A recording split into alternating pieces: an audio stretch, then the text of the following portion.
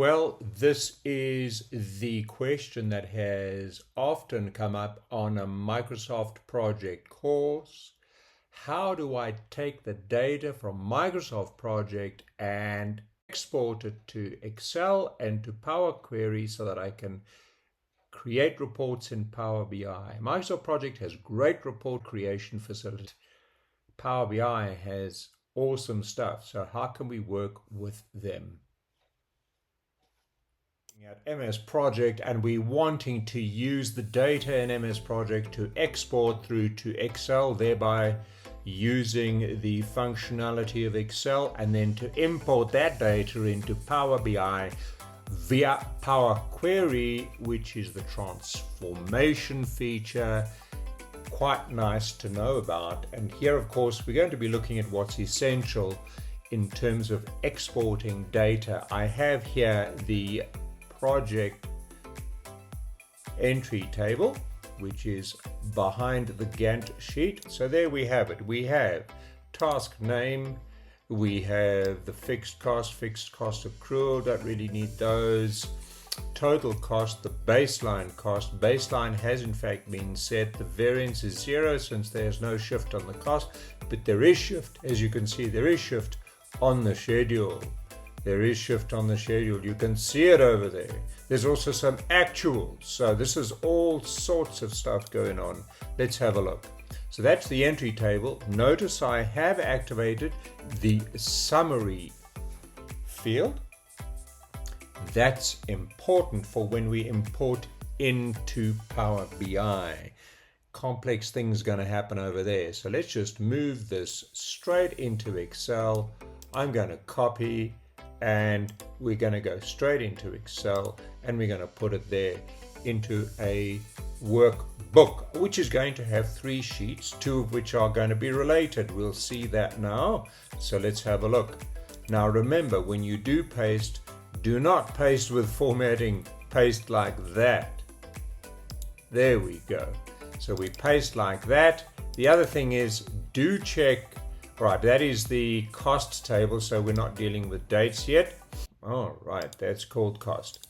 Good, so let's now go back to MS Project and let's call up the entry table. For that, we go to View, and we go to Tables, and we go to Entry. There we go. Now notice what I've got with the entry table is I've got a number of things there. The dates, of course. The duration's fine. We're looking at remaining duration, actual, finish, total stake, start, variance, and summary once again. Important.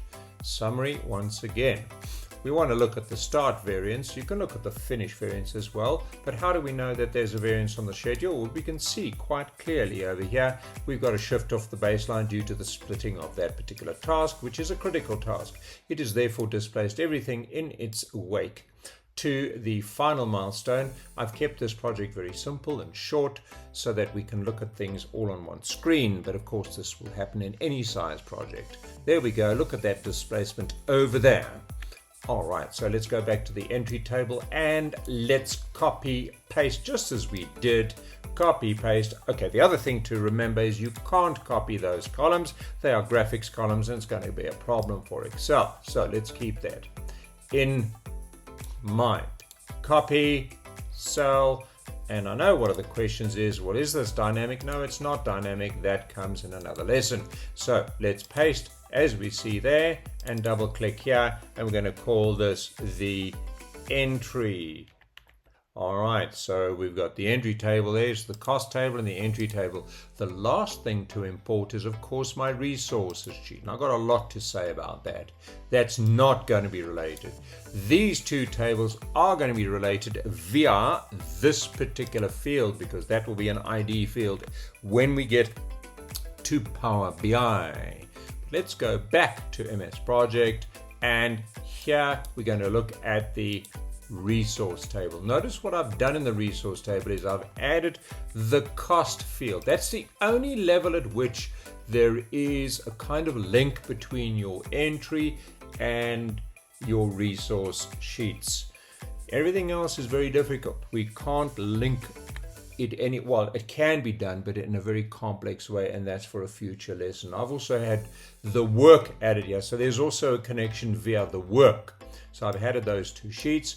Let's have a look at these resources over here. Let's copy paste all the way into Microsoft Excel, and we're good to go. Copy cell, let's go to Microsoft Excel, and let's add a sheet, and we're going to call it the resources sheet. Good. Okay, let's call it the resources sheet, and right click and paste like this, of course. All right, now let's just go back to the entry table and check that these dates have come out and come in nicely. So if I click there, and up here I will see date. That's good news. If it doesn't say date, you are in a bit of trouble. And one of the reasons you are in a bit of trouble is because if the date includes words like Wednesday and April and things like that, it might cause a couple of problems with the Power BI import. So the way to do that is to go to in project, to go to your options, to make sure that your date format is the simplest one possible, and that's it over there. Okay, it's not 2009 as we speak. This is just a very old project. So that's what we have done. So just to mention the fact that I did come back to this and come up with a few other columns that I'd created. Let's have a look. This particular column over here, cumulative. The formula I used for that, this is now adding onto the cost, is that formula there, and I've placed it down here.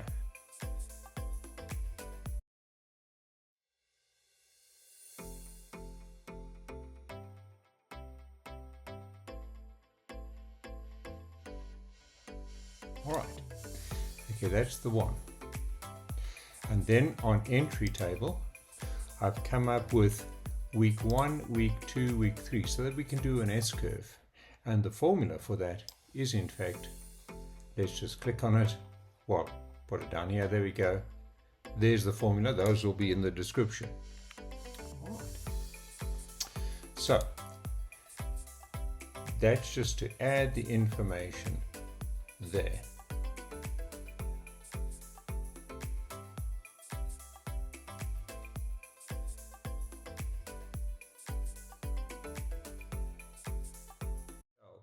Now we have a Power BI, it's on my other screen. Let's switch to my other screen. There we go, Power BI. Right, let's go to our blank report, and we're going to clearly be importing from Microsoft Excel here, since that's where we export it to. Now a couple of things need to be done very, very carefully here. So let's go and import from Excel. There we go. And open. Let's have a look at what it says. I wonder if it'll pick up memory from a previous file. No, there we go. Right, so we're going to add the cost table. It seems to be quite nicely done over there. If we look at the preview, looking pretty good. All right, and then we're looking at the entry table, and there's our days problem, etc. Remaining duration days. Is there total slack? Oh, did I not have total slack? All right, then we're going to go to the resources table over here. There's the resources table, hours and so forth. Okay, so we've got some things to clean up here, and we're going to go directly to transform data. All right, inputting data, let's go to resource. We don't need material label. Let's hold the shift down. We don't need initials. We don't need group. We don't need maximum units. We don't need standard rate. We don't need overtime rate, cost per use, and accrue at. Base calendar, but we don't need code as well, but we do need cost. So let's get rid of all of those. Remove columns, and that leaves us just with this. Okay, now we need to do some more manipulation. Let's select that column, go to transform, and then we can go to extract text before delimiter, which is a space, type a space in, and that then makes that right. Okay, All right, good. Let's go to the entry table now. And we want to do the same here to remove days and question marks and things. So extract text before delimiter, space, and OK. And that looks pretty good. Let's do it as well over here. Okay, percentage complete is fine. There we go. Remaining duration and total slack and start variance. I'm using the control button, click and start variance there, and let's go to extract text before delimiter, space, and OK. That cleans those all up nicely. Okay, and then we've got all of that data over there. Just remember what I did in addition. This over here, week 1, week 2, week 3. Let's go to cost and let's sort cost out. So we've got all of that in place and that looks good. And we've got the cumulative cost over here, which is pretty good. All right, so we are now ready to go home and to close and apply. So let's put that in, change screens back. There we go. It's busy being applied. And we'll pull them in. You'll see there'll be a relationship as well, not between resources and the other two, but between cost and entry. So they're the three tables: cost, entry, and resource. Over there, let's go and look at the model view. And entry and cost are related via, I actually related them via the outline number. Actually, not even via the task name, via the outline number. Resource is independent. That's because of particular nature of this file. Good. All right, so now we have done the transformation. Right, so what we have here is the list of tables on the right hand side, or sheets that we imported from Excel, which we had in turn copied and pasted from MS Project. So remember, this is a static analysis. The dynamic one, of course, will come in another YouTube production. Very complex, that one, but this is static. You just want to analyze the data. You want to see what Power BI can do. Let's just check the relationships over here. This is the second video, so I've done this already. Please excuse me, but there we go. We've got the relationship that is on the outline number, but there is no relationship with resource, and that will present something of a limitation here.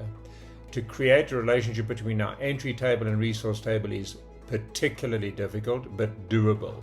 Also a future YouTube lesson.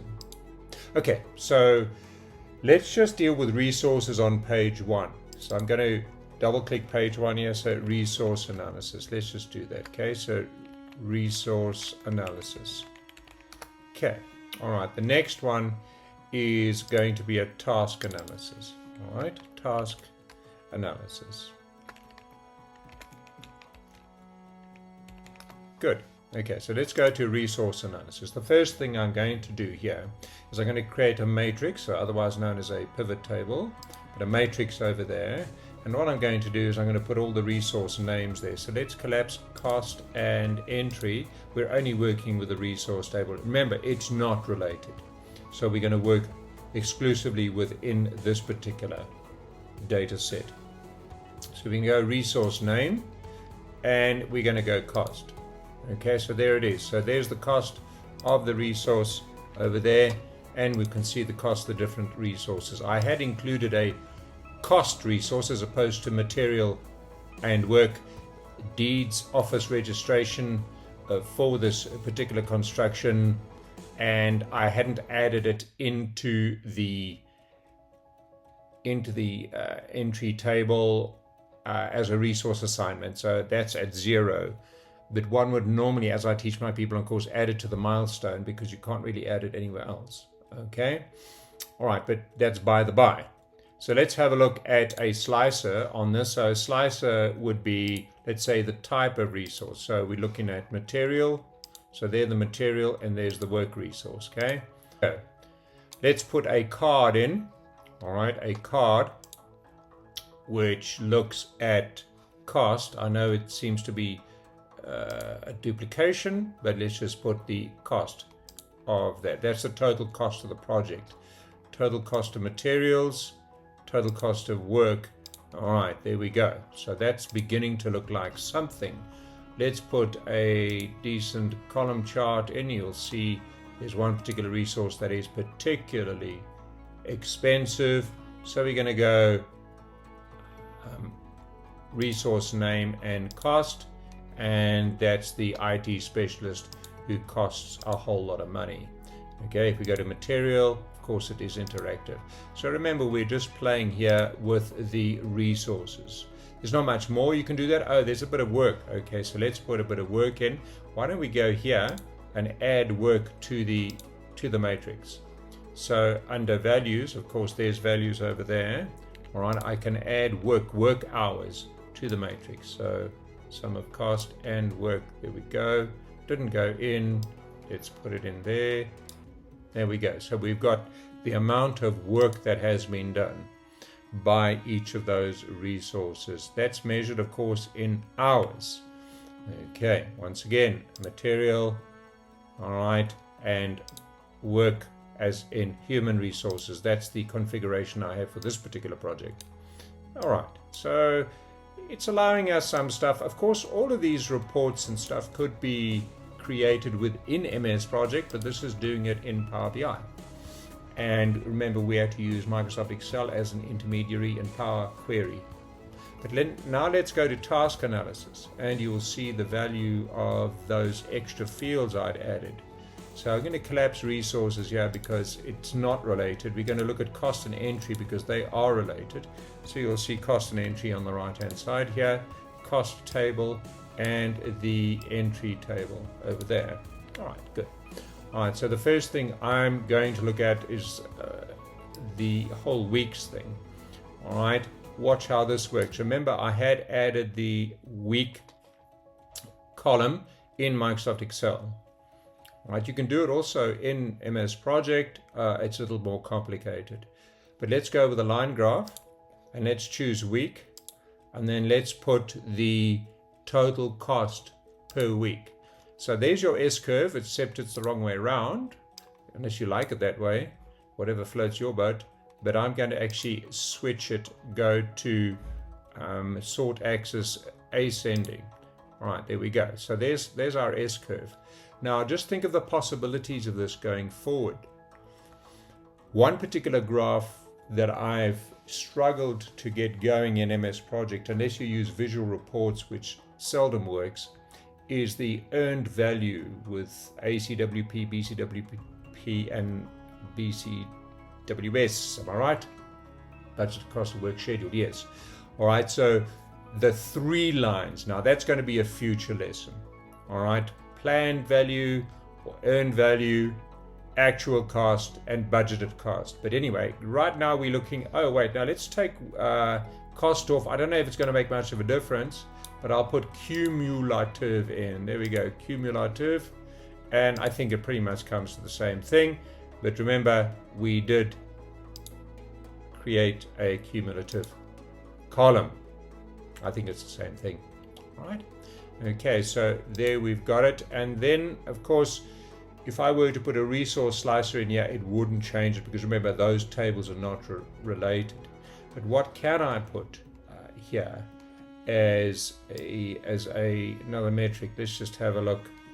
Okay, task name. All right, we can put in a slicer on task name. All right, and that will then just produce a data point, obviously. So we put a slicer in and we put task name over there.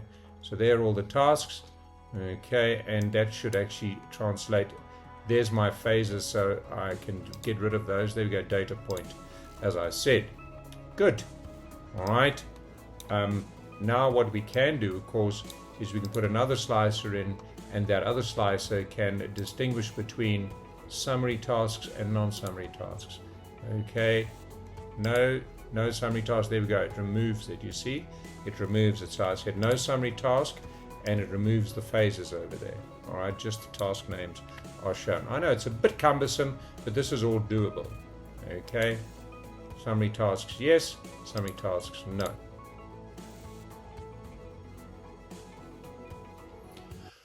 Right, now there's just something else I wanted to show you. It is the downloading of a new visualization. I've already done it here.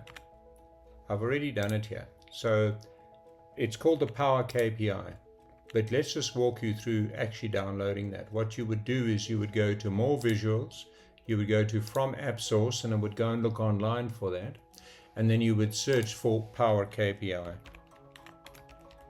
And there it is. There's one with a matrix and there's one without. I downloaded that one. I'm not going to do it now, but that's it. Okay, right, so there's the downloading of the Power KPI. Then if we activate that Power KPI, all right, and then we put the week column in, all right, so we put the week column in there.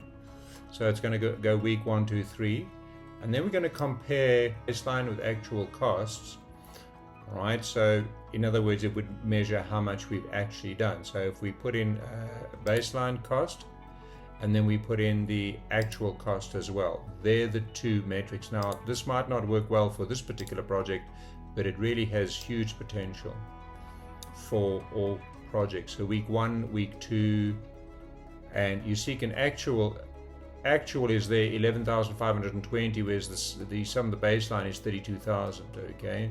Whereas the actual, it hasn't progressed to that. So the actual has descended to 0 for weeks 2 and 3. That's a pretty cool KPI, Power KPI measurement over there, right there.